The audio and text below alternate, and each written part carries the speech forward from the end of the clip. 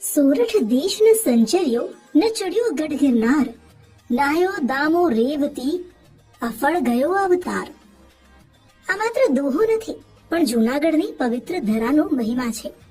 બ્રહ્માજીના કમંડળમાંથી નીકળેલી ગંગાજી જ્યાં સ્વયં પધાર્યા એ પ્રાચીન બ્રહ્મકુંડ એટલે આજનો દામોદર કુંડ.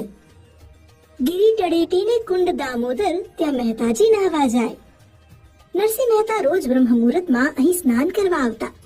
અને યાદ છે ને, જ્યારે રાજા માંડલિકે મહેતાની પરીક્ષા લીધી ત્યારે આજ દામોદર રાયજીએ પોતાના ગળાનો હાર મહેતાના ગળામાં પહેરાવી ભક્તિની લાજ રાખી હતી.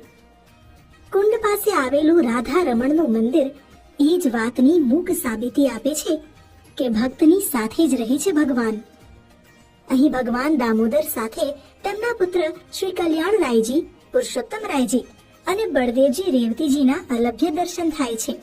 અહીં આવીને એક જ અનુભૂતિ થાય, જાણે સાક્ષાત ભક્તિરૂપ પરમધામ.